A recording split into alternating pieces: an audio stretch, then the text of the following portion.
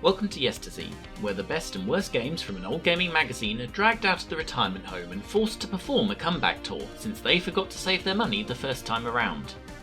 Meanwhile, we learn a little something about gaming from the era where we couldn't just Google tube up the infos. Our magazine this episode is Total, an independent Nintendo magazine and a sister of the SNES-only Superplay. This more than anything explains just how silly the magazine market was back then. In 2019, there are only official magazines for Xbox and PlayStation. There is absolutely nothing for anything Nintendo. But back then, Future alone had 2 unofficial Nintendo magazines. Total sold well over 4 times either of today's official magazines, shifting some 80,000 copies a month in this era. Which era, you ask? Well, our issue of choice is number 21, from September 1993. The cover proudly boasts a 99% review of Super Mario All-Stars. But of course Super Mario All-Stars was merely a compilation of the NES games, albeit in remastered form, so it doesn't qualify. But don't think you've seen the last of Mario, because the second top scorer is Street Fighter II Turbo, and I'm not going to cover that either. It's basically an expansion pack to the original Street Fighter II. It's also the middle choice between the original classic and the final SNES effort Super Street Fighter II. And as such, it's just not the one you're going to play in 2019. If you're wondering if Street Fighter II is still good in 2019, then it certainly is, as anyone who recently purchased a Mega Drive Mini can tell you. Which brings us to the best original game in the issue, and it's once again a Mario game on the SNES. But there's every chance you never played this, because it's both not a platformer and doesn't even really star Mario. Because you see, Mario is missing.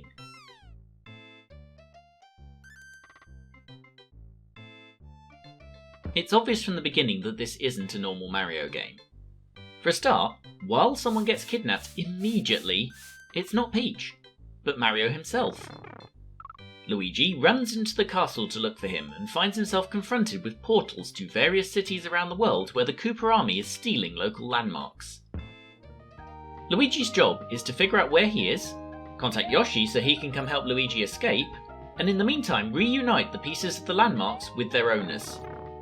A task made considerably easier by the fact that having stolen these high-value items, the Koopas, rather than make their escape, simply mill about town like some kind of shelled hipsters. If you hadn't guessed, Mario is Missing is an educational title. Whenever you visit a closed landmark, you get an information sheet on it. Information from that is used to help verify your authenticity when you return the missing piece of the landmark to its owner. Because people are forever trying to cram fake bricks into the Great Wall of China. There's also clues from the various members of the public, both to your current location and where the stolen goods you're currently handling should be. One of these characters is the world's worst police officer, who seems uninterested both in being helpful or in the fact that I am currently literally carrying around the ceiling from the Sistine Chapel in my underwear. Luigi must have been thrilled about this one, by the way. Nintendo later tried to get out of the whole Super Mario Brothers thing by retconning Mario to also be their surname, and claiming it covered both of them. But here, that won't wash. This is a game only starring Luigi, but named after Mario's first name. I can only assume Luigi got a new agent by the time of Luigi's Mansion and the 2013 Year of Pretending to Care About Luigi. To be fair, he doesn't do himself any favours. The town map is 3D, but presented as an interconnected series of 2D levels. To travel north and south, you point Luigi and or Yoshi at the correct turning, and they look both ways and then go. Very commendable road safety practice. Or it would be, if he didn't do it when walking north entirely up a pavement, and if he wasn't perfectly happy to run out across side streets at full pelt without looking. Or for that matter, if I'd seen a single vehicle during this entire game. It also makes more serious mistakes. Most notably, I've caught it getting facts wrong. For instance, the Great Wall of China is described as the only man-made object visible from space. The Great Wall of China, being a fairly narrow structure, can't be seen from space without really good magnification. And while we're here, several other man-made structures are visible, mostly ones that are big in multiple dimensions. Wikipedia suggests a greenhouse complex in Almira, Spain, and a copper mine in Utah. It sounds picky, but this is a game purely designed for education, and thus mistakes like this are important. It makes me wonder if they've made mistakes in things I don't know and haven't checked. It compounds the problem this game already has, as a candidate for replaying in 2019, that even the stuff that's correct is now 26 years out of date. Although to be fair, the ceiling of the Sistine Chapel and the Great Wall of China have not changed a whole lot in that time. It's also worth remembering that other than character licensing, Nintendo had very little to do with this. In fact, this game is a PC port published and developed by the software Toolworks, who you may know better for Chess Master, or more likely, Mavis Beacon Teaches Typing. Weird fact about that one, by the way. Mavis Beacon never existed. The woman on the cover is just a model who American talk show host Les Crane, a partner in Software Toolworks, happened to know. The upshot of this is, we should probably not be surprised this doesn't control like, or have the polish of a real Mario game. It's not as responsive, and it simply doesn't move as well. Although, the SNES version appears to use proper Nintendo art, unlike the noticeably uglier PC original. It means though that jumping on the Koopas just isn't as slick as it is in say Super Mario World, and that you have to be needlessly precise with your positioning to make vertical transitions, frequently instead being beeped at by the non-existent road traffic. For us adults, there's probably not a lot of joy to be found here, although I learnt a couple of things in the several cities I went through. But for kids, well, there's problems. Most of the cities look pretty identical, and other than small icons on the map, you don't even see the landmarks, represented by tourist information booths in the middle of otherwise generic streets. The low-detail global map means it might not even teach the kids much about the location of countries, and the horrifically repetitive music and gameplay probably means they're not going to be engaged long enough to learn enough for an easy GCSE pass. To be fair, Total's 93% review is something of an outlier. Even the official magazine, likely ordered to praise a turd in a box if you drew Mario's face on it, marked the game 11% less, and fellow indie mag SNES Force damned it with a 42, pointing out the text-heavy construction made it too hard for anyone young enough to enjoy it, and too easy for everyone else. Nowadays, it's seen as something of a joke, from a brief era of half-assed Nintendo-licensed mostly educational properties on other platforms. And while that's harsh, it's not going to do anyone any good in 2019. Although, with only 15 cities, you could probably finish it in an afternoon. We should move on here though, because this month Total wrote about the last gasp of a story where, if one of many things had gone a slightly different way, would have resulted in gaming today being very, very different. For this is the story of the Nintendo PlayStation.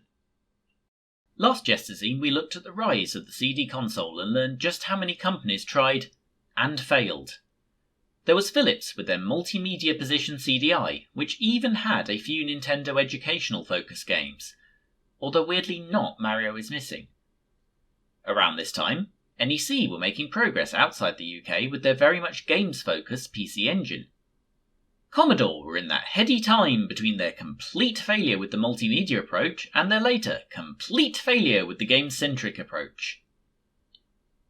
Meanwhile, about the point this issue's production cycle began, Sega launched the Mega CD in the UK. Ultimately the most successful of the pre-32-bit CD consoles, Sega would go on to shift a couple of million of the Mega CD, and some of its games, like Sonic CD and Night Trap, are still very recognisable to this day. A feature in Total this month was predictably snobby about Sega's effort, as you might expect from a Nintendo-based magazine. In a roundup of the various known CD options, they described it as a shabbily constructed machine, and accused it of having a lack of software. The one machine they picked out as promising was the forthcoming multi-manufacturer system, the 3DO. They weren't wrong about its capabilities at all, but the 3DO was always a very expensive beast, as the hardware had to be sold at a profit, and ultimately would not outsell the Mega CD, despite being the console that gave us 3D FIFA games and the Need for Speed series. But what of Nintendo? The Mega Drive has been around in Japan for 18 months, and even with the slightly, shall we say, first-gen feel to a lot of its software, it was fairly clear it represented a threat. Surely they had a plan to deal with that. Also, the roundup is conspicuously missing the console that would go on to define the CD era, the Sony Playstation. Why was that? The answers are connected. Of course, Nintendo hadn't been sitting around. Ninty of the 90s missed very few tricks. As far back as 1988, Nintendo had been planning their route to CD storage. One Sony engineer was ahead of even that. His name is Ken Kutaragi. An electronics graduate from Tokyo, Ken had been working in Sony's digital research labs for a decade at this point. He had a reputation as a forward thinker. Even back in the 80s, he'd been working on digital camera technology, for instance. Ken's daughter, though, like many children in Japan, had a Nintendo Entertainment System. Will you be the one to witness the birth of the incredible Nintendo Entertainment System? The one to play with Rob, the extraordinary video robot, batteries not included. He helps you tackle even the toughest challenge. Will you be the first to raise the incredibly accurate Zapper and play games like Duck Hunt or action-packed Hogan's Alley and high-flying Kung Fu, each sold separately? Will you be the one to experience the Nintendo Entertainment System? Comes with Rob, Zapper, Control Deck, 2 controllers, Gyromite, and Duck Hunt. And unsurprisingly, Ken saw that there were a lot of possibilities in increasing the technology of video games.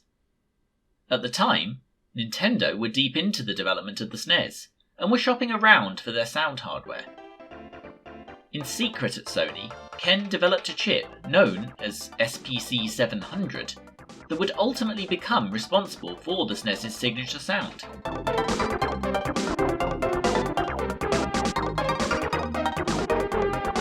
It was not a smooth process.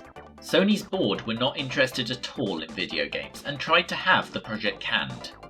It took the personal support of then Sony CEO Norio Oga to get the project over the line.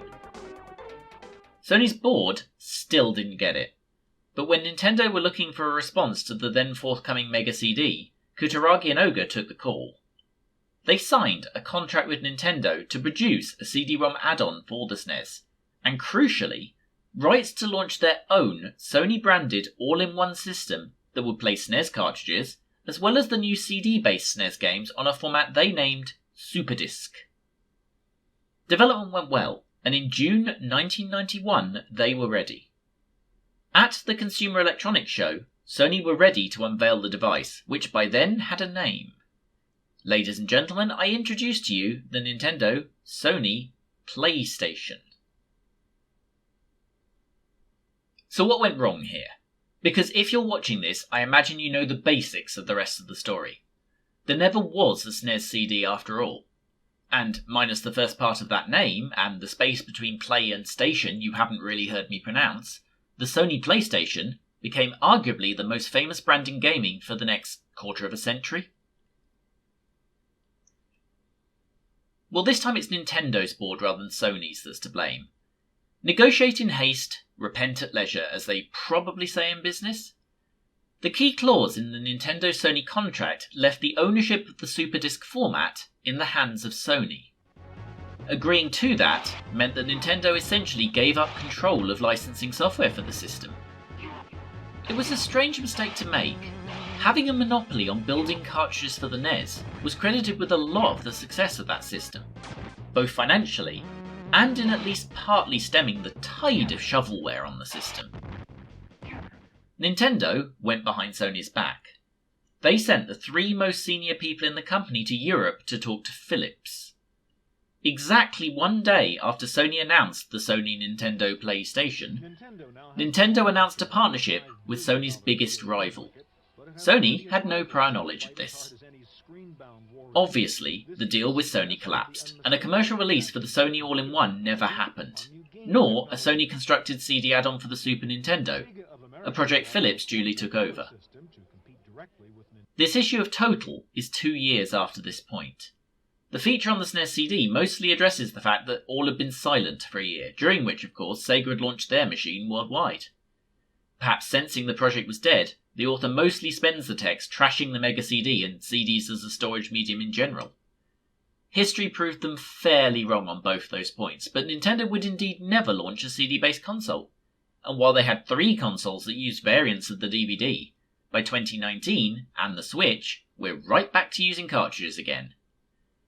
Ultimately, the only commercial outcome of the Nintendo-Philips deal were those education-focused Philips CDI games I mentioned at the start of the feature. There were, supposedly, as many as 200 prototype Nintendo Sony Playstations.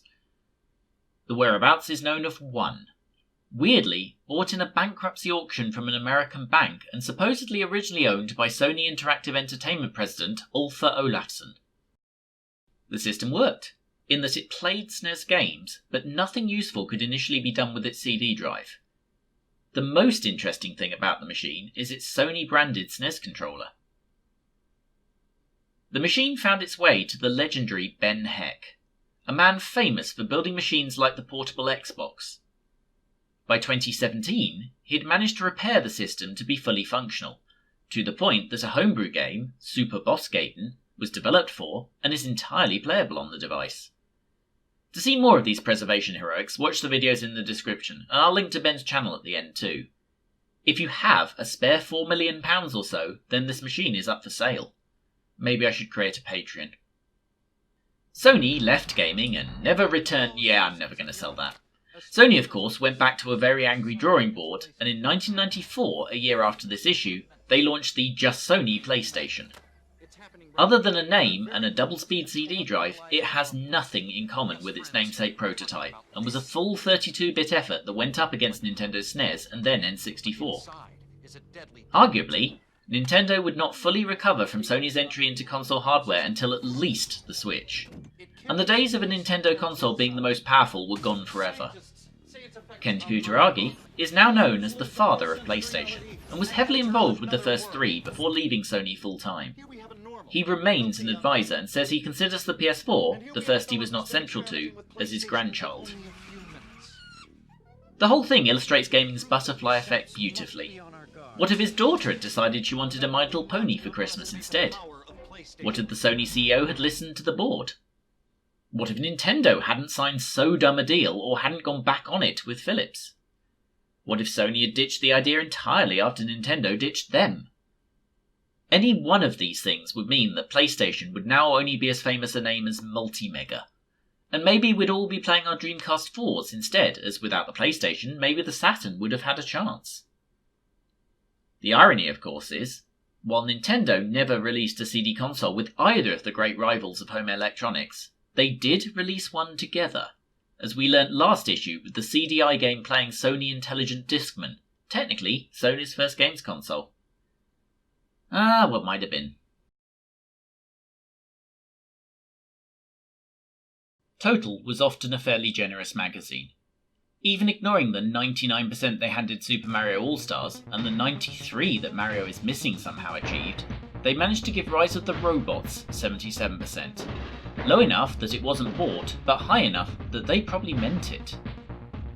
To be fair, the SNES version of that wasn't the crime against humanity the Amiga version was, but it still wasn't exactly a triumph. I say this as context to introduce this low-scoring fighting game. Because George Foreman's KO boxing got a score of 8%. This game is apparently a full 69% worse than Rise of the Robots. Let's hope they didn't use an unsigned integer, otherwise it's basically the best game of all time. George Foreman is an interesting license here. By 1993 he was well past his best, occasionally scraping past good opponents by being large enough to absorb anything they could throw at him, but by now rarely able to knock anyone out. At 44 years old, he'd already retired and come back twice. What did I say at the beginning of the episode about saving your money the first time round again? By the time this game was released, his star had fallen far enough that he didn't even have an official ranking. I presume it was a cheap license. At the time, Foreman was trying to rehabilitate an imperfect public image into becoming essentially the smiling grandpa of boxing, by licensing his name and likeness to just about everything going. The most famous example, of course, being the cheap but effective meat grills that still bear his name. It worked though. Somehow, the year after this game, he knocked out Michael Moorer, a man 20 years his junior, to win a Fairy Tale Final World Championship, and he continued boxing professionally until after his 48th birthday, before retiring to spend more time with the fat siphoned off his grilling machine. with his patented design. The fat drains directly into my mouth. If it sounds like I just spent 300 words talking about sport in an effort to not play the game, you'd have a point, because unfortunately you'd probably get more playability from the grilling machine. It's as basic as they come. You view from behind your boxer and can throw punches and lean left and right. No, that's it. There are a small variety of punches and a super punch, but they're all basically the same thing. Your dodge seems to render you invincible, but apparently the secret magic trick of leaning one way is not something you can keep up for long. Your opponent has the ability to retreat and regroup, but this isn't a luxury afforded to you. Not so much float like a butterfly, sting like a bee, as float like a brick, sting like you're feeling sick. Unsurprisingly, it's pretty tough. There's 15 opponents of presumably increasing difficulty. I say presumably because I'm struggling to get past the first one. Maybe if you're a real boxing expert you're picking up on clues I'm not, but it seems very difficult to read when dodging is the right move. And I seem to be taking damage even when it looks to me like I'm the one managing to land the punch. If I'm forced to say some nice things, I don't think it looks too bad. And there's one very neat touch where the portrait of your fighter gets more and more battered as your health bar goes down. That's about it though. I'm not a boxing game expert, but there's got to be better than this. One that allows you to move around the ring a bit at least. This is George Foreman's fun-reducing gaming machine.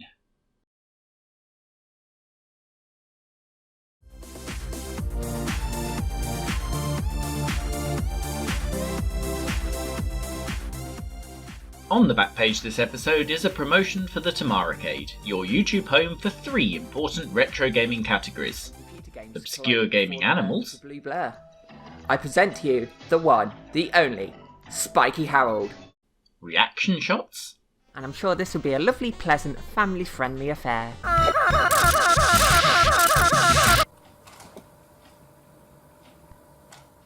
Discussions as to whether things beep. Exciting episode of Does It Go Beep? The show where we see if things go beep. The Binatone TV Master Pong console thing. Does it go beep? Yes, it goes beep. Also reviews of old Sega games. So that's 4 categories. And crappy hardware. Look, just subscribe. And if you're one of those fine people that download this the night it goes up, Tamara is at Play Expo Blackpool this Sunday on a panel entirely devoted to women in retro gaming. We can't make it, so if you could quickly make up some kind of Tamara flag and wave it during the panel, that'd be ace. Ta. Subscribe link at the end of the video. And so we come to the end of another show, and while you won't get that time back, at least you didn't spend any of it playing George Foreman's KO Boxing. So you're the winner here. The stats show a bunch of people drop off before this point, so I'll just let you special people know of our upcoming special, Penn, Teller and the Desert Bus for Hope, tying in with the best charity event of the year. For the explanation, both click subscribe down the bottom right there and hit the bell to receive some form of push notification the second it arrives. In the meantime, yell at me in the comments about how you found Mario, and we'll all reconvene here soon for the next magazine's horrors. Toodles.